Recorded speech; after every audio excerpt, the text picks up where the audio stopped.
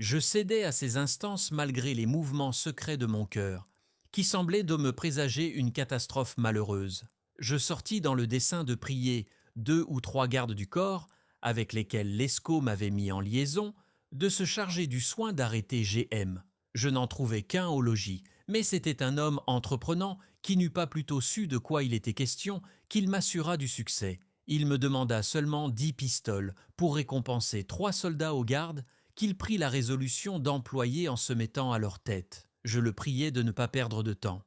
Il les assembla en moins d'un quart d'heure. Je l'attendais à sa maison, et lorsqu'il fut de retour avec ses associés, je le conduisis moi-même au coin d'une rue par laquelle GM devait nécessairement rentrer dans celle de Manon. Je lui recommandai de ne le pas maltraiter, mais de le garder si étroitement jusqu'à 7 heures du matin que je pusse être assuré qu'il ne lui échapperait pas. Il me dit que son dessein était de le conduire à sa chambre et de l'obliger à se déshabiller, ou même à se coucher dans son lit, tandis que lui et ses 3 braves passeraient la nuit à boire et à jouer. Je demeurai avec eux jusqu'au moment où je vis paraître GM, et je me retirai alors à quelques pas au-dessous, dans un endroit obscur, pour être témoin d'une scène si extraordinaire. Le garde du corps l'aborda le pistolet au poing et lui expliqua civilement qu'il n'en voulait ni à sa vie ni à son argent, mais que s'il faisait la moindre difficulté de le suivre ou s'il jetait le moindre cri, il allait lui brûler la cervelle. GM, le voyant soutenu par 3 soldats et craignant sans doute la bourre du pistolet, ne fit pas de résistance. Je le vis emmener comme un mouton. Je retournai aussitôt chez Manon, et pour ôter tout soupçon au domestique, je lui dis qu'il ne fallait pas attendre monsieur de GM pour souper, qu'il lui était survenu des affaires qui le retenaient malgré lui, et qu'il m'avait prié de venir lui en faire ses excuses et souper avec elle, ce que je regardais comme une grande faveur auprès d'une si belle dame. Elle seconda fort adroitement mon dessein. Nous nous mîmes à table. Nous y prîmes un air grave pendant que les laquais demeurèrent à nous servir. Enfin, les ayant congédiés, nous passâmes une des plus charmantes soirées de notre vie. J'ordonnai en secret à Marcel de chercher un fiacre et de l'avertir de se trouver à la porte le lendemain avant 6 heures du matin. Je feignis de quitter Manon vers minuit. Mais étant rentré doucement par les secours de Marcel, je me préparai à occuper le lit de GM comme j'avais rempli sa place à table. Pendant ce temps-là, notre mauvais génie travaillait à nous perdre. Nous étions dans le délire du plaisir, et le glaive était suspendu sur nos têtes. Le fil qui le soutenait allait se rompre. Mais, pour mieux faire entendre toutes les circonstances de notre ruine, il faut en éclaircir la cause. GM était suivi d'un laquais lorsqu'il avait été arrêté par le garde du corps. Ce garçon, effrayé de l'aventure de son maître, retourna en fuyant sur ses pas, et la première démarche qu'il fit pour le secourir fut d'aller avertir le vieux GM de ce qui venait d'arriver. Une si fâcheuse nouvelle ne pouvait manquer de l'alarmer beaucoup. Il n'avait que ce fils, et sa vivacité était extrême pour son âge. Il voulut d'abord savoir du laquais tout ce que son fils avait fait l'après-midi. S'il s'était querellé avec quelqu'un, s'il avait pris part au démêlé d'un autre, s'il s'était trouvé dans quelque maison suspecte. Celui-ci, qui croyait son maître dans le dernier danger et qui s'imaginait ne devoir plus rien ménager pour lui procurer du secours, découvrit tout ce qu'il savait de son amour pour Manon et de la dépense qu'il avait faite pour elle. La manière dont il avait passé l'après-midi dans sa maison, jusqu'aux environs de 9 heures, sa sortie et le malheur de son retour, s'en fut assez pour faire soupçonner au vieillard que l'affaire de son fils était une querelle d'amour. Quoiqu'il fût au moins 10h30 du soir, il ne balança point à se rendre aussitôt chez monsieur le lieutenant de police. Il le pria de faire donner des ordres particuliers à toutes les escouades du guet, et lui en ayant demandé une pour se faire accompagner, il courut lui-même vers la rue où son fils avait été arrêté. Il visita tous les endroits de la ville où il espérait le pouvoir trouver, et, n'ayant pu découvrir ses traces, il se fit conduire enfin à la maison de sa maîtresse, où il se figura qu'il pouvait être retourné. J'allais me mettre au lit lorsqu'il arriva. La porte de la chambre étant fermée, je n'entendis point frapper à celle de la rue.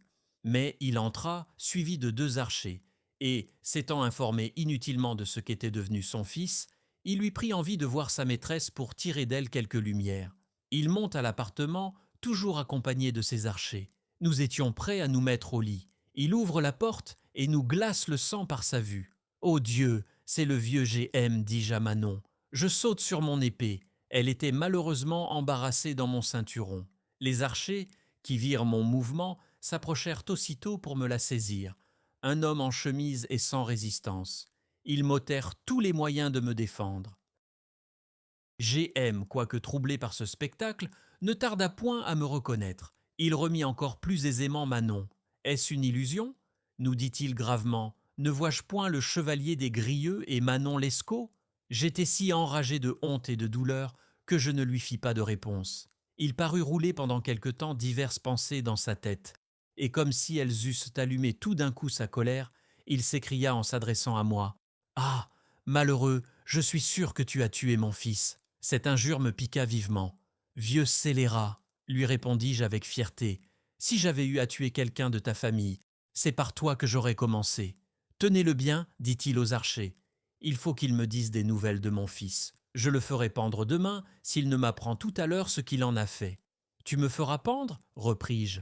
Infâme, ce sont tes pareils qu'il faut chercher au gibet. Apprends que je suis d'un sang plus noble et plus pur que le tien.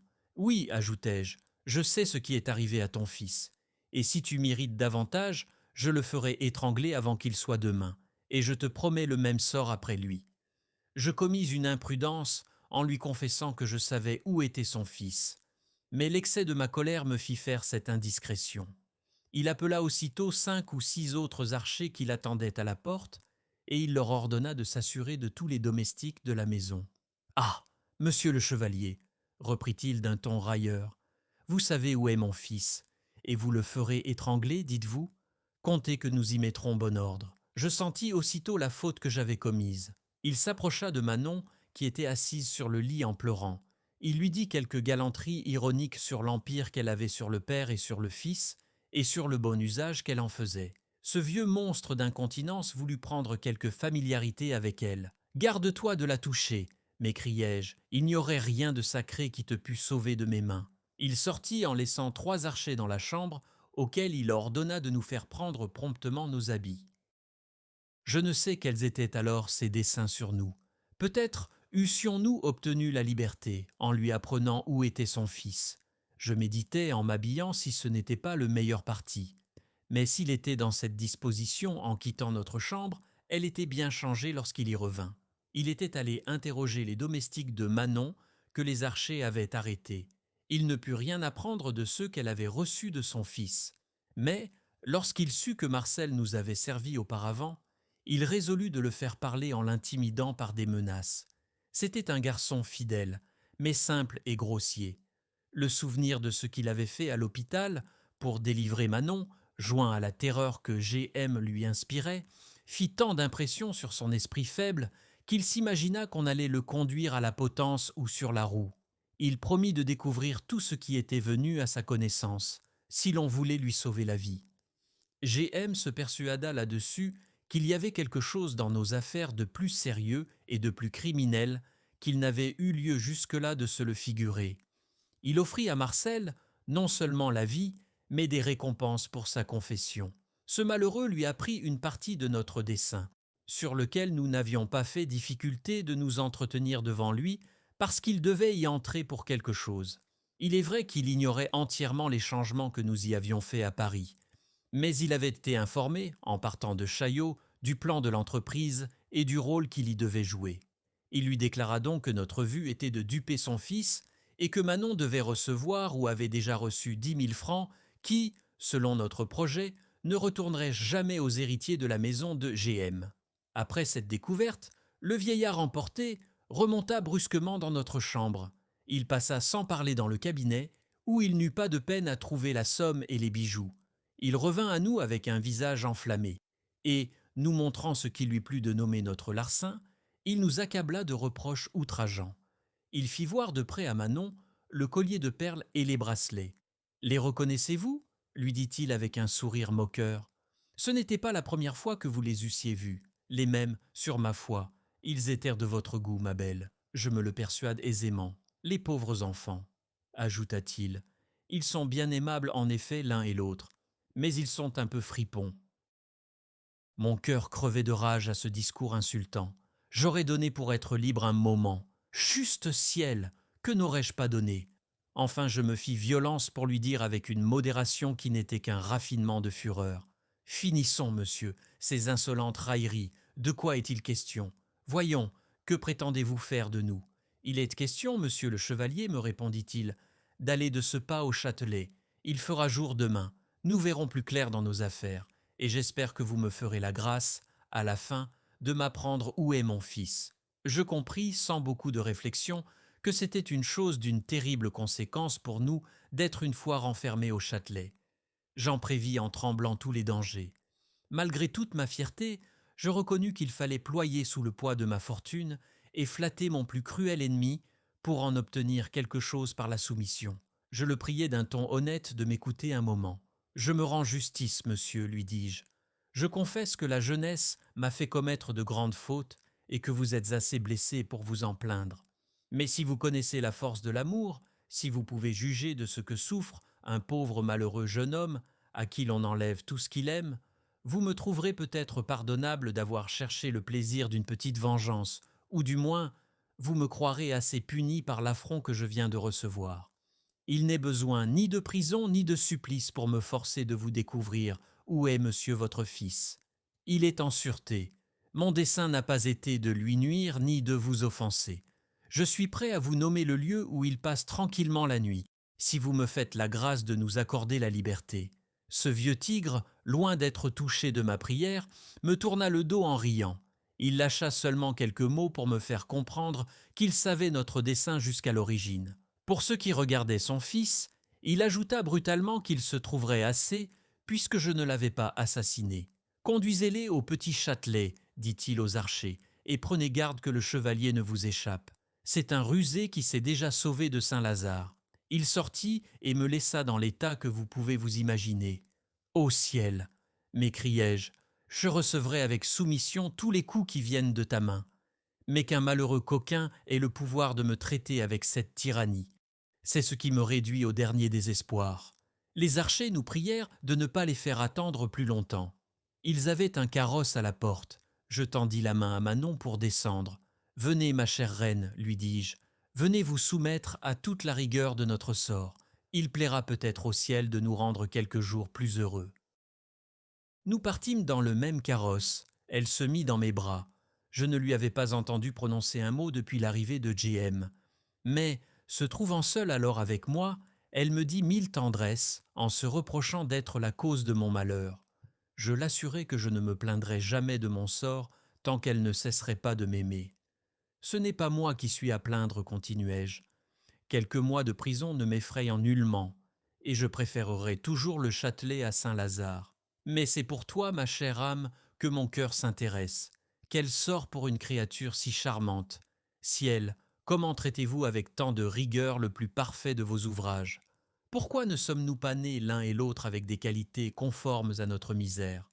Nous avons reçu de l'esprit, du goût, des sentiments. Hélas, quel triste usage en faisons-nous, tandis que tant d'âmes basses et dignes de notre sort jouissent de toutes les faveurs de la fortune. Ces réflexions me pénétraient de douleur, mais ce n'était rien en comparaison de celles qui regardaient l'avenir, car je séchais de crainte pour Manon. Elle avait déjà été à l'hôpital, et quand elle en fut sortie par la bonne porte, je savais que des rechutes en ce genre étaient d'une conséquence extrêmement dangereuse. J'aurais voulu lui exprimer mes frayeurs. J'appréhendais de lui en causer trop. Je tremblais pour elle sans oser l'avertir du danger, et je l'embrassais en soupirant pour l'assurer du moins de mon amour, qui était presque le seul sentiment que j'osasse exprimer. « Manon, lui dis-je, parlez sincèrement, m'aimerez-vous toujours ?»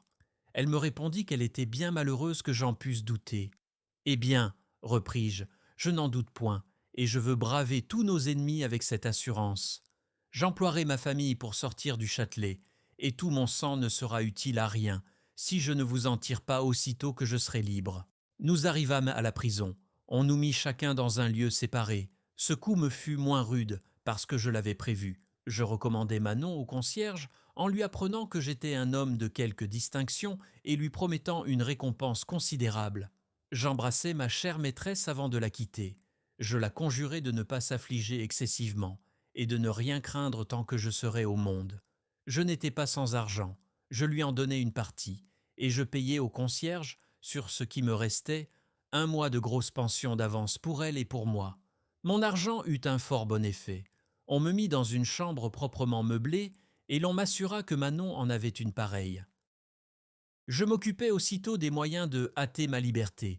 Il était clair qu'il n'y avait rien d'absolument criminel dans mon affaire, et supposant même que le dessein de notre vol fût prouvé par la déposition de Marcel, je savais fort bien qu'on ne punit point les simples volontés. Je résolus d'écrire promptement à mon père, pour le prier de venir en personne à Paris. J'avais bien moins de honte, comme je l'ai dit, d'être au Châtelet qu'à Saint-Lazare. D'ailleurs, quoique je conservasse tout le respect dû à l'autorité paternelle, l'âge et l'expérience avaient diminué beaucoup ma timidité. J'écrivis donc, et l'on ne fit pas difficulté au Châtelet de laisser sortir ma lettre, mais c'était une peine que j'aurais pu m'épargner si j'avais su que mon père devait arriver le lendemain à Paris. Il avait reçu celle que je lui avais écrite 8 jours auparavant. Il en avait ressenti une joie extrême, mais de quelque espérance que je l'eusse flatté au sujet de ma conversion, il n'avait pas cru devoir s'arrêter tout à fait à mes promesses. Il avait pris le parti de venir s'assurer de mon changement par ses yeux et de régler sa conduite sur la sincérité de mon repentir. Il arriva le lendemain de mon emprisonnement. Sa première visite fut celle qu'il rendit à Thiberge, à qui je l'avais prié d'adresser sa réponse.